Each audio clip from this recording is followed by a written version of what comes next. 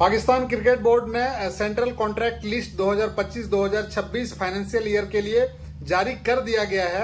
तो चलिए देखते हैं कि इस कॉन्ट्रैक्ट लिस्ट में किसका प्रमोशन हुआ और किसका डिमोशन हुआ। एक्चुअली पाकिस्तान क्रिकेट बोर्ड ने अभी जो इस सेंट्रल कॉन्ट्रैक्ट जो जारी किया है उसमें से बहुत बड़ा एक चेंजेस है कि उन्होंने A+ कैटेगरी को हटा दिया है। पहले उसका कैटेगरी होता था A, B, C, ऐसे 3 कैटेगरी होता था, लेकिन इस बार ऐसा नहीं किया गया। इस बार ऐसा है कि उन्होंने A कैटेगरी को ही पूरा हटा दिया है, सिर्फ B, C, D मतलब एक कैटेगरी नीचे से बढ़ा दिया है, ऊपर से जो एक कैटेगरी था उसको हटा दिया है। उसका अमूमन A कैटेगरी में बाबर आजम, मोहम्मद रिजवान और शाहीन अफरीदी हुआ करता था, जो कि इस सेंट्रल कॉन्ट्रैक्ट में उसको पूरा डिमोशन मिला है। एक तो उसको एशिया कप के लिए भी सिलेक्ट नहीं किया गया है, दूसरा सेंट्रल कॉन्ट्रैक्ट से भी A कैटेगरी से उसका नाम हटा दिया गया है। तो जो इस A कैटेगरी से नाम हटाया उसमें क्या होता था, कुछ थोड़ा ज्यादा पैसा मिलता था और B, C में उससे थोड़ा कम मिलता था। लेकिन A कैटेगरी जब हटा दिया है उन्होंने PCB ने क्लियर बता दिया कि सुपरस्टार कल्चर पाकिस्तान क्रिकेट में नहीं चलेगा, क्योंकि सीनियर प्लेयर होने के नाते पूरा से पूरा उसको साइड लाइन कर दिया गया है। और इस सेंट्रल कॉन्ट्रैक्ट में 3-4 सीरीज को देखा गया है, जैसे कि लास्ट ईयर का T20 वर्ल्ड कप देखा गया है, चैंपियन ट्रॉफी देखा गया है, बांग्लादेश का सीरीज देखा गया है और इसके बाद वेस्ट इंडीज सीरीज देखा गया है। तो आप ओवरऑल पूरा परफॉर्मेंस देखते हैं तो T20 वर्ल्ड कप से लेकर वेस्ट इंडीज सीरीज तक पूरा परफॉर्मेंस खराब ही रहा है और पाकिस्तान क्रिकेट कहीं भी मतलब एग्जिस्ट नहीं किया है। जैसे चैंपियन ट्रॉफी पाकिस्तान में होस्ट हुआ था, लेकिन वो टॉप 4 से ही बाहर हो गया था, फर्स्ट राउंड में ही बाहर हो गया था। इसी तरह बांग्लादेश जब पाकिस्तान गया वहां भी सीरीज उन्होंने हारा। इसके बाद वेस्ट इंडीज गया, वेस्ट इंडीज मतलब कोई मेन टीम से नहीं हारा था, वो एकदम Z+ टीम था वेस्ट इंडीज का। वेस्ट इंडीज क्रिकेट टीम से भी पाकिस्तान सीरीज हारा।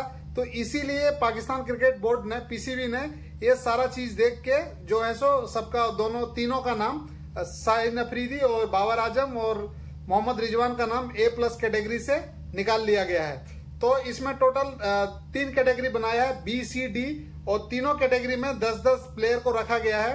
वो 10-10 प्लेयर कौन है, तो चलिए मैं आपको बात करता हूँ, एक नाम लेता हूँ। वो 10 प्लेयर कौन है जो B, C कैटेगरी में रखा गया है।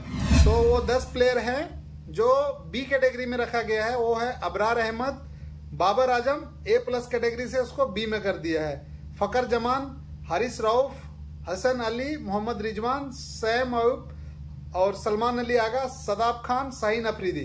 ये उसका जो था सीनियर प्लेयर था जो कि A से काट के B में कर दिया है।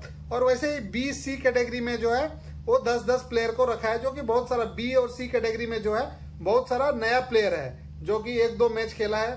तो सेंट्रल कॉन्ट्रैक्ट क्या होता है, सबसे पहले इसको डिफाइन करते हैं कि सेंट्रल कॉन्ट्रैक्ट जो होता है वो मानसिक सैलरी होता है, मानसिक भत्ता होता है कि जो प्लेयर अपने कंट्री के लिए खेल रहा है वो फ्री में नहीं खेल रहा है। वो जो बोलता है ना कि हम देश के लिए खेल रहे हैं, हम इसके लिए खेल रहे हैं, वो सिर्फ बोलने के लिए एक बात है, इस तरह से वो नहीं खेलता है। उसको पैसा दिया जाता है सेंट्रल कॉन्ट्रैक्ट के हिसाब से, महीने का पैसा दिया जाता है। ये टोटल कैलकुलेशन करके क्या होता है, उस साल में एक ही बार सेंट्रल कॉन्ट्रैक्ट उसको दिया जाता है।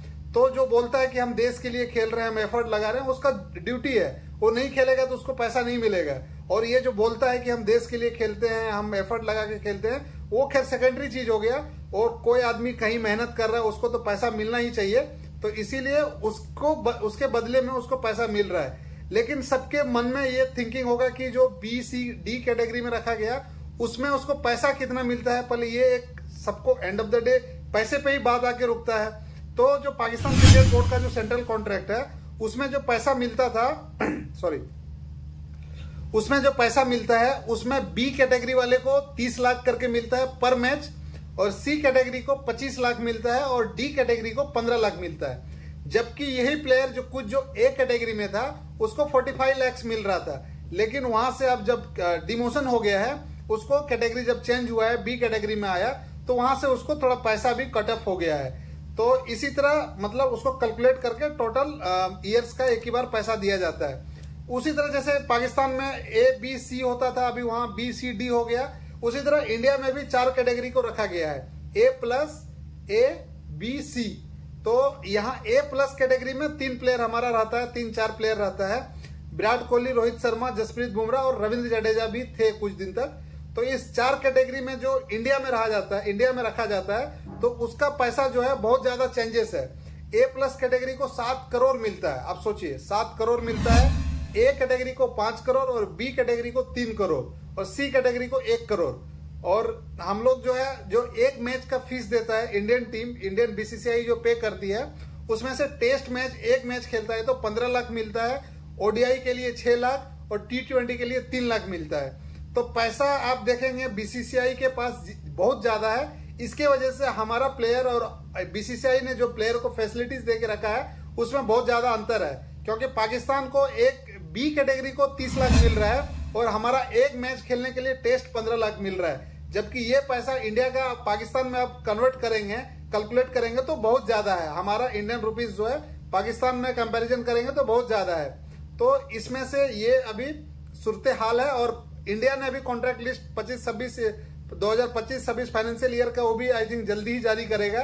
एशिया कप के बाद आई थिंक वो फाइनेंशियल ईयर क्लोज होने के बाद वो भी सेंट्रल कॉन्ट्रैक्ट जारी करेगा।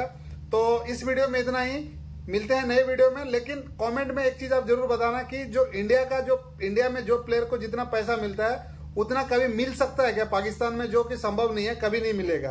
तो कमेंट में आप जरूर बताएं।